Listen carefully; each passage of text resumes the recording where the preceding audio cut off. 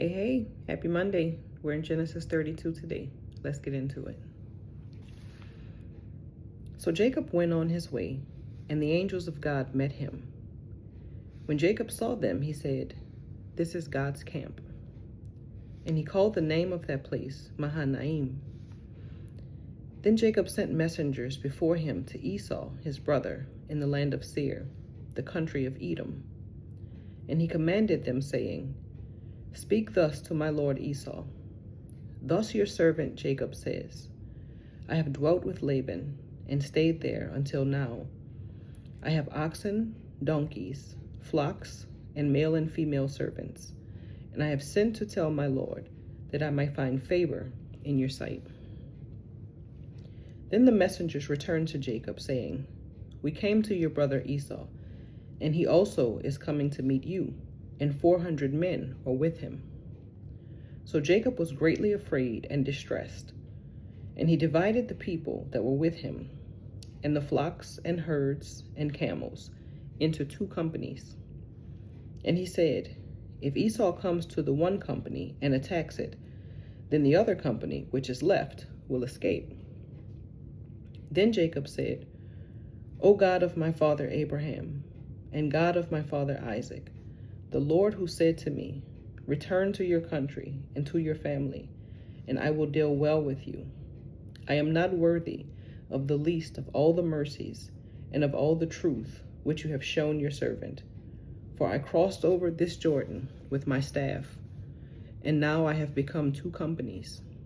Deliver me, I pray, from the hand of my brother, from the hand of Esau, for I fear him, lest he come and attack me, and the mother with the children.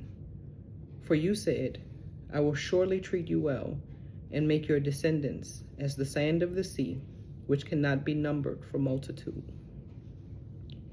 So he lodged there that same night, and took what came to his hand as a present for Esau his brother: 200 female goats and 20 male goats, 200 ewes and 20 rams, 30 milk camels with their colts, 40 cows and 10 bulls, 20 female donkeys and 10 foals.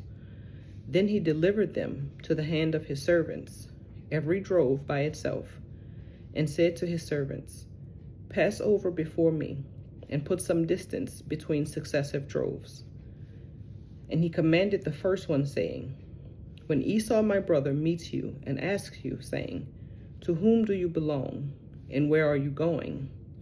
Whose are these in front of you?' then you shall say, 'They are your servant Jacob's. It is a present sent to my lord Esau, and behold, he also is behind us.'" So he commanded the second, the third, and all who followed the droves, saying, "In this manner you shall speak to Esau when you find him, and also say, 'Behold, your servant Jacob is behind us.' For he said, 'I will appease him with the present that goes before me, and afterward I will see his face. Perhaps he will accept me.' So the present went on over before him, but he himself lodged that night in the camp. And he arose that night, and took his 2 wives, his 2 female servants, and his 11 sons, and crossed over the ford of Jabbok. He took them, sent them over the brook, and sent over what he had.